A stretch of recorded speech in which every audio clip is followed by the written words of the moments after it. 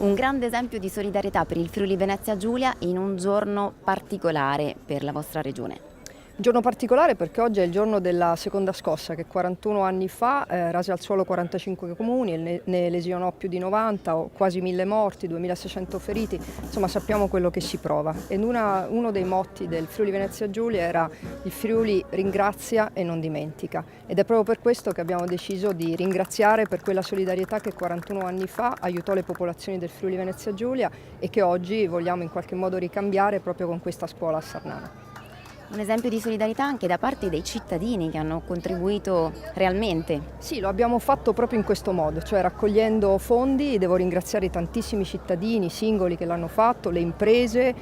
tantissime, le tante associazioni di volontariato e i tanti comuni che hanno raccolto fondi, quasi 600.000 euro, il resto ovviamente lo sta mettendo la Regione, la Protezione Civile, anche il Dipartimento della Protezione Civile Nazionale, però insomma oggi siamo di fronte ad una scuola non solo completata in via definitiva, molto bella, accogliente, efficiente energeticamente, ma è anche una scuola che è edificio funzionale strategico, vuol dire che qualunque cosa accada questo edificio deve rimanere in piedi per la prima emergenza.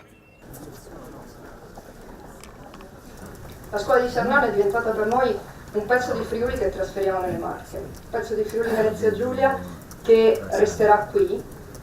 e che abbiamo voluto fosse il più bello possibile. È importante lo spirito di comunità, la capacità di reazione delle comunità, la voglia di restare e di migliorare la vita in questi nostri centri. Senza questo è difficile immaginare che le risorse, per quanto ingenti, l'impegno pubblico, per quanto solerte, possa risolvere le questioni. E tra l'altro queste risorse devono essere puntualmente fornite, questi impegni non devono subire ritardi, ma lo spirito di comunità di cui parlava il sindaco di Sarnano è un ingrediente fondamentale se vogliamo pensare al nostro futuro e alla ricostruzione.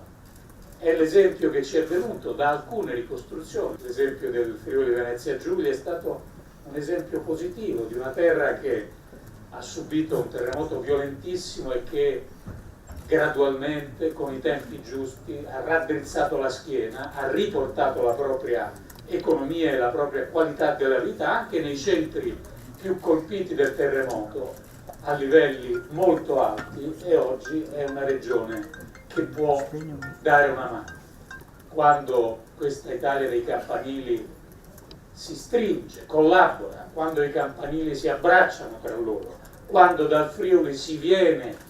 qualcuno addirittura in bicicletta, a lavorare per costruire una meravigliosa scuola a Sarnano, questo è l'esempio di un'Italia che funziona e che traduce la propria particolarità